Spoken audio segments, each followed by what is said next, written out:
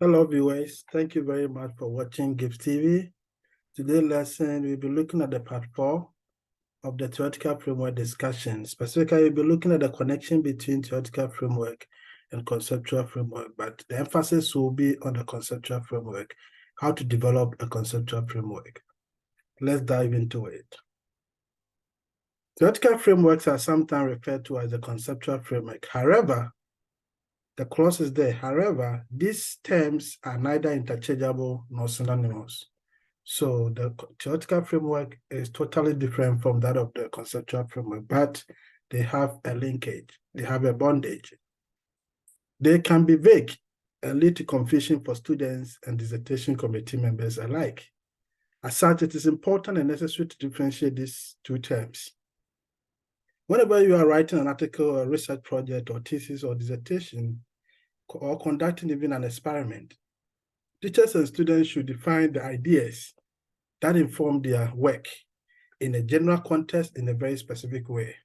So in the general context, takes into account the theoretical perspective. Then in a very specific way, takes into account the conceptual perspective.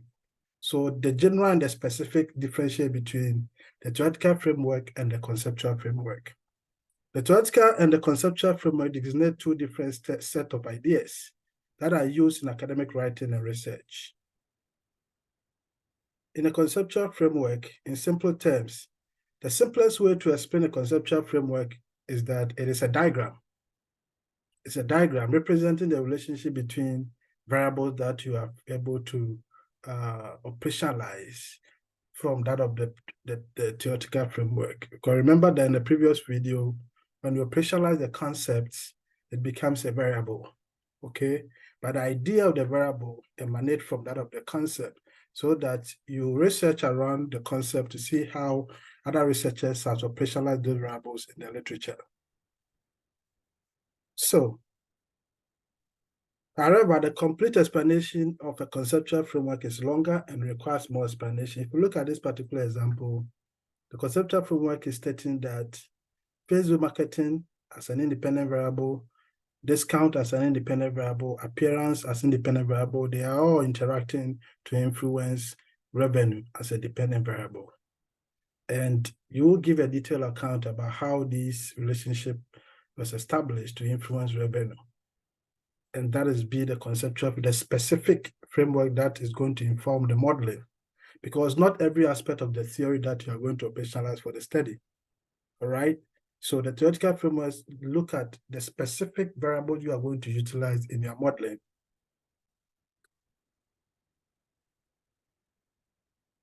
About a conceptual framework in a broader perspective.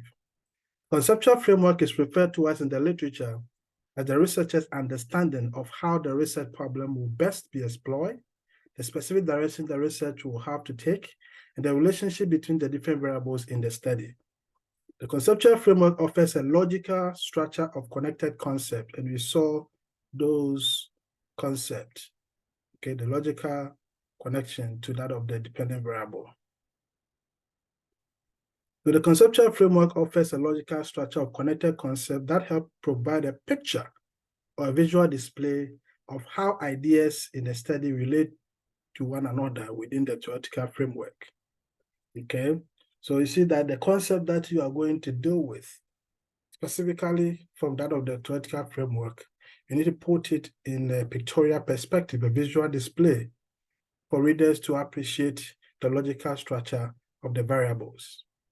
In a practical sense, a conceptual framework illustrates what you expect to find through your research by defining the relevant variables for your study, and also mapping out how they might relate to each other in a pictorial form, in a visual form. We can also look at the major difference from different criteria, the difference between theoretical framework and conceptual framework. So we can look at the nature. In the nature, we realize that theoretical framework is in a general perspective, broad perspective, whereas that of the conceptual framework is more of a narrow, specific way. And also by types of idea, we can also say that the theoretical framework provides a broader guidelines or a general set of ideas within which a research study can be fitted. while the conceptual framework relates to specific ideas that the academics use in their research studies. Another criteria is how it is presented. The theoretical framework is usually presented in the form of a model that supports a research study. Remember that is the theory that drives the entire study, and it informs all stages of the research process. While the theoretical framework is presented as a model built by the researchers themselves. Remember, this is your creativity and your understanding from the connections, okay, the relationship between the variables based on the literature, what others researchers have utilized, and the theory that they have hypothesized about between the relationship between those variables. So it's all about you for the conceptual framework. It's all about you, the researcher, the knowledge gained from the literature. So the conceptual framework is presented as a model built by the researcher themselves that they use to show the relationship between the variables in the research work. It takes the form of an adaptation of a model and existing theory. Okay, so if you see that some scholars, they try to utilize maybe as existing theory, like maybe production theory, and they can assume of that of Cobb-Douglas, and they look at the relationship within those variables to also operationalize their own model based on the existing model. And they can use a diagram to depict that. Another criteria is acceptance. Remember that the theoretical framework must be well developed, designed, and widely accepted. It needs to be accepted. That is why whenever you are presenting in the theoretical framework, there is a part for justification. Why do you think is the best fit? You know, so you need to report maybe some studies that have utilized it as a way of justifying its inclusion in your study. But the conceptual framework does not need to be widely accepted because it's for you. You, the researcher, you are creating it based on the particular study that you are doing. It's the researcher's own response to the research problem they define. All right, another criteria is how does it comprise? How does it comprise? So the theoretical framework includes the theories that seems to be interrelated with the proposition of the study. But the conceptual framework comprises the interrelated key concept, elaborating the relationship between the variables and how the researchers claim to respond to the research problem. So these are the major differences that exist between conceptual framework and theoretical framework. Remember that the conceptual framework is more of you, the researcher's perspective, and how you understand the relationship between the variables that you intend to explain based on existing knowledge from literature. How a conceptual framework is created. Before you prepare your conceptual framework, you need to do the following things.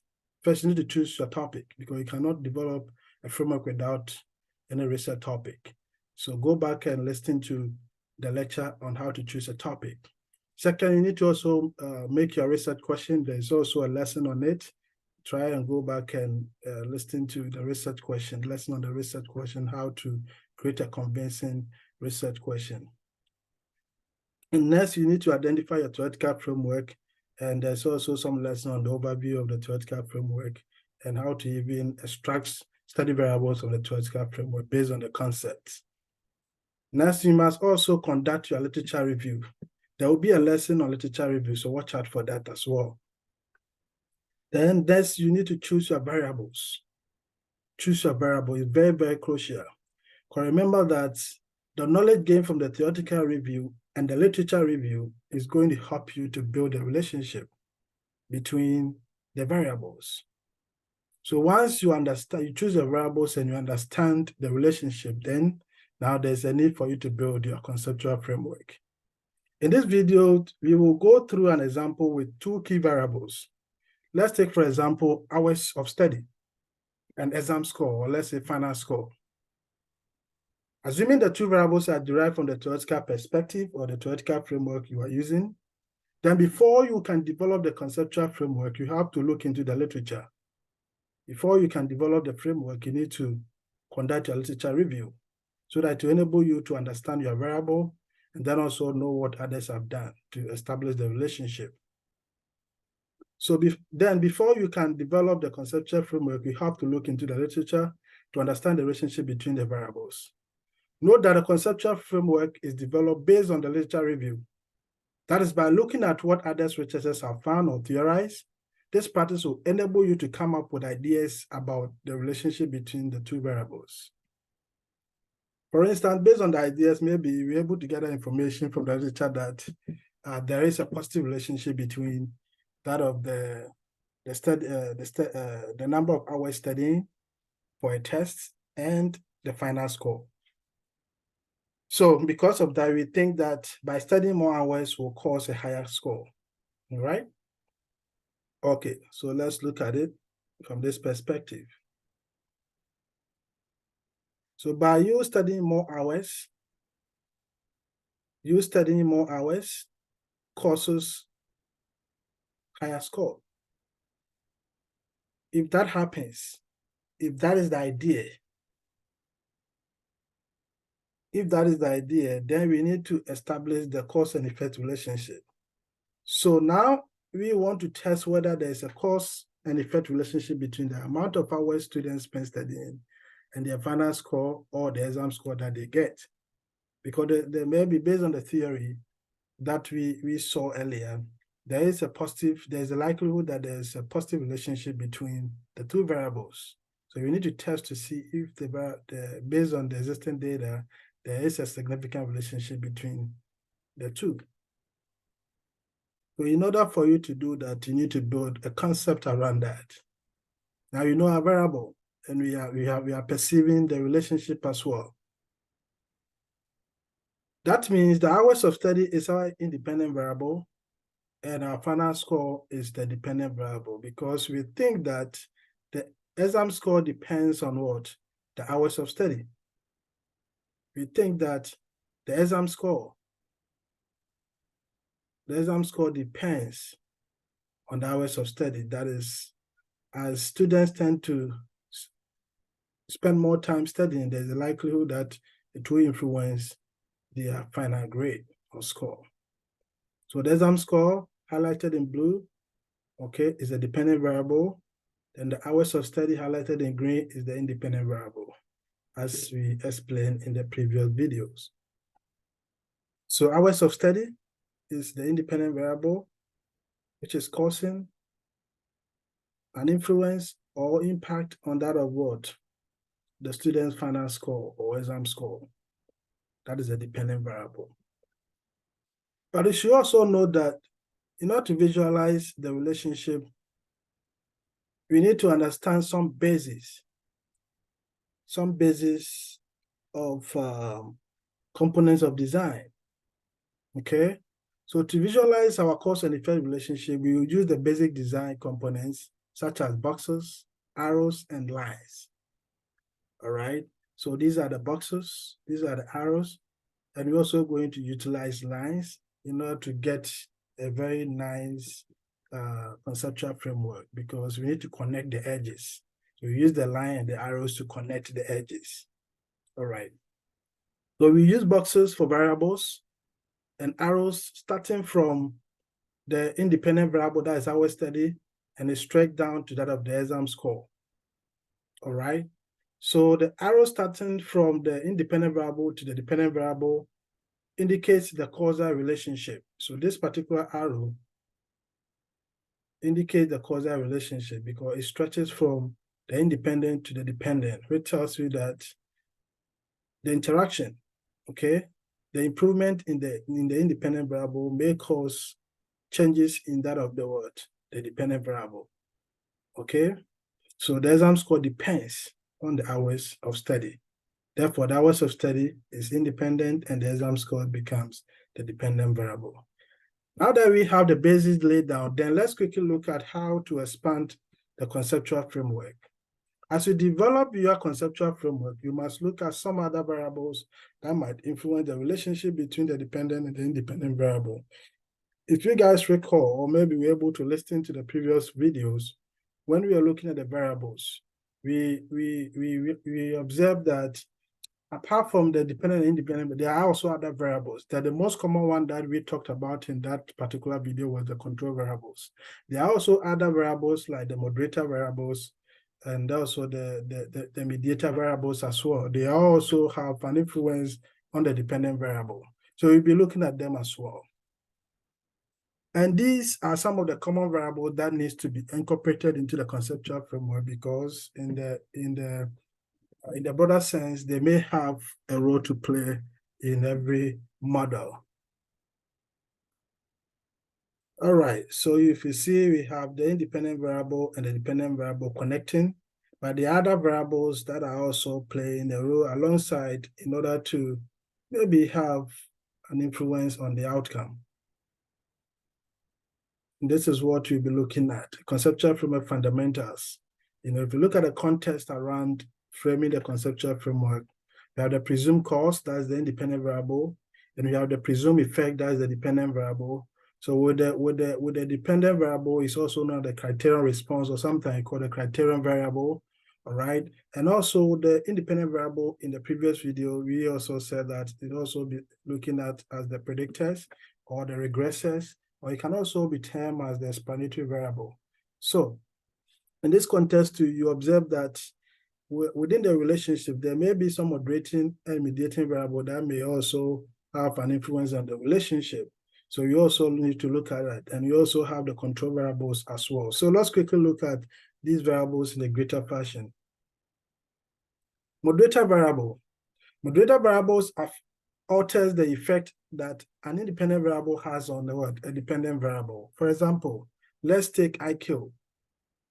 Let's take IQ to also explain the situation, because if we look at hours of study and that exam score, it's all based on the intelligence. So let's look at the IQ. The variable IQ moderates the effect that the number of hours study have on what? The exam score. So you see that the IQ moderates the effect that the number of the hours study have on that of what the exam score. In other words, the higher someone's IQ, the fewer hours the person will be putting in to do well in the exams, because already the person is good. All right, so it's just little hours just to review and to go and write and pass. But if someone has a lower IQ, there's a likelihood that the person will spend more hours studying in order to prepare well to get a good score. So if you look at this relationship, there's a relationship between the hours of study and exam score. However, there may be some moderating variables, like the IQ, which also may have some significant effect on that of what number of hours studying, and which may also affect that of what the dependent variable indirectly. So moderating variables as well. All right. We have also the mediator variable. The mediator variable, this type of variable links the dependent variable and the independent variables. It helps to explain how or why the independent variable affect the dependent variables. For example, the hours of students impact the number of practice problems completed. So the number of hours studied by any students may impact the number of practice problems completed. And the number of practice problem completed here is seen as a mediator variable, which intends to impact the final score or the exam score. This implies that the more hours spent, okay? This implies that the more hours spent studying, the more practice problem they will complete. And what happens? It may have an influence on the final score. So therefore, the more practice problem completed, the higher students' exams or final score will be. Because if they tend to practice more hours, there's a likelihood that they will be able to do more practice tests. They will be able to solve more problems, by looking at past questions, by looking at past examinations, but also be able to consult other colleagues for tutorials. So once you're able to spend more time, you utilize all these tools in order to understand the materials and do well. All right. So the mediator variable here is the number of practice problems completed. But if you're able to complete more practice problem, there's a likelihood that you do well. Or if you're able to solve almost all the past questions, there's a likelihood that 1 or 2 questions may be similar, and you will do well in the test. So toward this end, by adding a mediator variable of a number of practice problems completed, you have explained the cause and effect relationship between hours of study and exam score. Yes, you have. All right.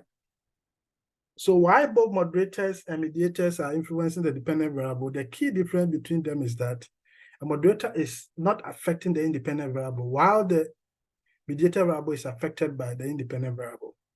That's the key difference. That's the key difference.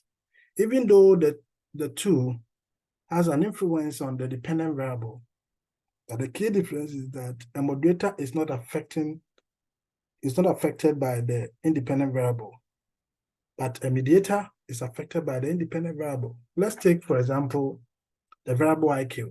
This is a moderator variable, but not a mediator variable.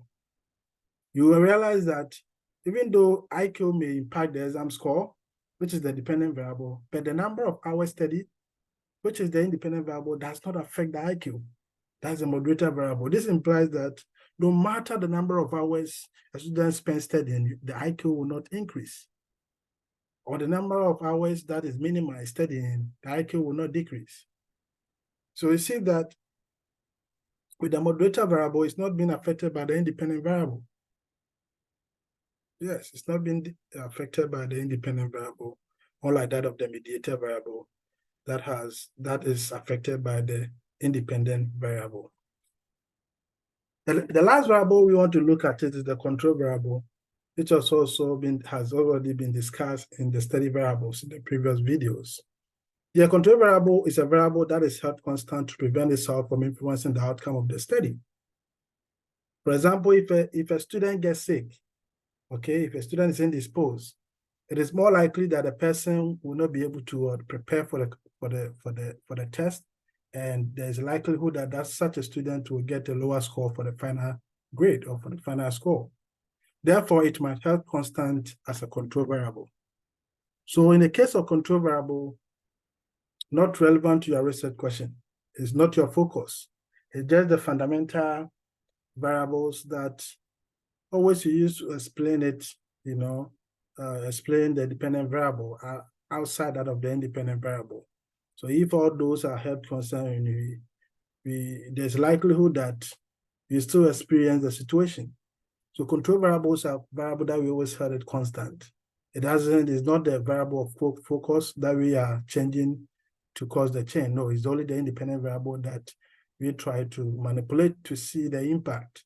But the control variable is always held constant. We're not interested in studying their effect, but you have to make sure they don't interfere with the results. That is what your job as a researcher you need to do. All right, in order to visualize the conceptual framework, if you recall from the previous slides, there are some basic design components that we utilize. That is the lines. You see that these are the lines. Then the arrows, you see that those with the arrows, so you use to connect. You use the lines and the arrows to connect from one variable to the other. And you utilize the boxes. The boxes are the variables. Okay, so this is the template, a good template for you to draw your conceptual framework. That is your mediator variable. You have to add your variable here. Then the independent variable, you add it here. Then the dependent variable, you add it here. The control variable, you add it here. And the moderator variable, you add it here. Then you have your conceptual framework that you are utilizing for the study. In summary, while a theoretical framework provides the general set of ideas in which a study occurs, the conceptual framework refers to the specific ideas that a researcher uses in the study. Toward this end, the difference between the theoretical framework and the conceptual framework is the scale, referring to the big idea and the smallest one. Note that the theoretical framework often informs the conceptual framework.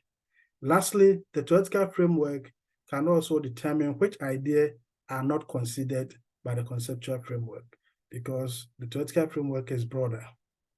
So some aspect or portion of the theoretical may be considered for the framework, by trying to look into the literature to establish the relationship between the variables, to create your own diagram to depict your conceptual framework. Thank you very much for subscribing to Gibbs TV. I will see you in the next video.